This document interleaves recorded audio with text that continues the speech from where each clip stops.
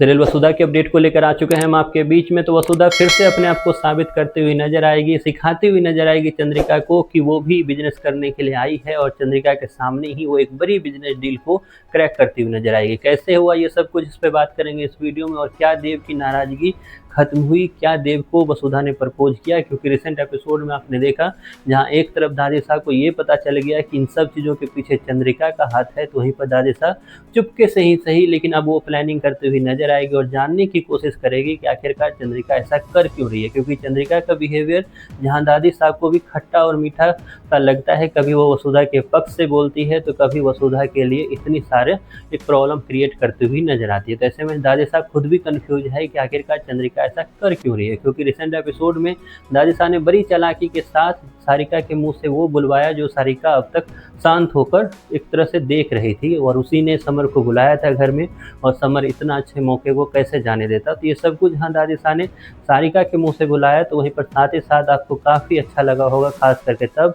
जो उस इंग्लिश बोलने वाले ऑफिसर को मजा सिखाती हुई नजर आई आपको दादी साहब। क्योंकि इंग्लिश बोलने वाला ऑफिसर बस नाम के लिए इंग्लिश बोलने वाला था, एक्चुअली में उसके पीछे चंद्रिका का हाथ था, ऐसा आपने इससे पहले के एपिसोड में देखा। लेकिन जल्द ही आपको आगे क्या दिखाया जाएगा, तो जल्द ही आपको आगे दिखाया जाएगा कि किस तरीके से एक बड़ी बिजनेस डील को क्रैक करती हुई नजर आएगी वसुधा। जी हाँ, कई सारे ऑफिसर आने वाले हैं घर में, कई सारे ऑफिसर जो हैं इस अचार के बिजनेस में एक बड़ा डील लेकर आने वाले हैं वसुधा के लिए, और वसुधा अकेली इस डील को क्रैक करती हुई नजर आएगी, इस डील को पक्की करती हुई नजर आएगी, वो भी इंग्लिश बोलकर वसुधा ये सब कुछ करती हुई नजर आएगी। और ये डील जैसे ही खत्म होगा तो सब के सब वसुधा की तारीफ करते हुए नजर आएंगे, यहाँ तक कि सब बोलते हुए नजर आएंगे कि उन्हें भी अब जो है इंग्लिश की क्लासेस जो है वसुधा से लेनी चाहिए। तो वो वसुधा जो अभी 3 दिन पहले इस चीज़ से स्ट्रगल कर रही थी कि उसे इंग्लिश बिल्कुल नहीं आती और चंद्रिका उसी चीज़ का फ़ायदा उठा रही थी, तो उसी वसुधा ने 2 दिन में ऐसी इंग्लिश सीखी कि एक बड़ी बिजनेस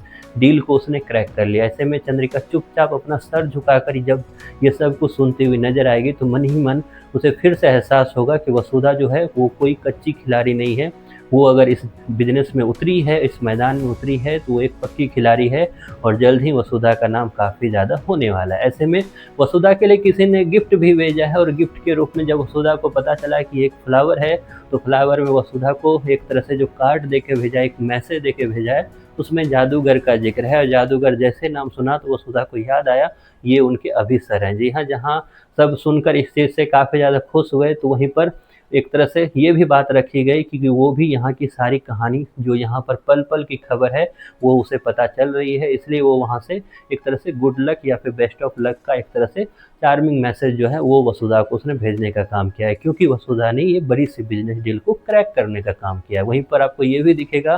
कि जो देव की नाराज़गी है धीरे धीरे और बढ़ेगी, देव खाना खाने से भी मना करने वाले हैं, तो वहीं पर वसुधा इस चीज़ में अभी भी कसम में है कि वो कैसे सबके सामने आई लव यू बोल सकती है। ऐसे में जहाँ दिव्या उसे समझाती हुई नजर आएगी, तो वहीं पर जल्द आपको दिखेगा कि देव और ज़्यादा नाराज़ होने वाला है, खाना खाने तक से मना करने वाला है। जब चंद्रिका उसे पूछेगी तो देव ये बोलने वाला है कि ऐसा कोई तबीयत तो खराब नहीं है, बस उसका मन नहीं कर रहा है। तो जल्द ही देव एक तरह से फोर्स करता हुआ नजर आएगा वसुधा को सबके सामने आई लव यू बोलने के लिए, और वसुधा ये करती हुई भी नजर आएगी। आप कितने एक्साइटेड हो ये सब कुछ देखने के लिए? इसके बारे में आपकी जो भी राय है कमेंट बॉक्स में ज़रूर बताएं।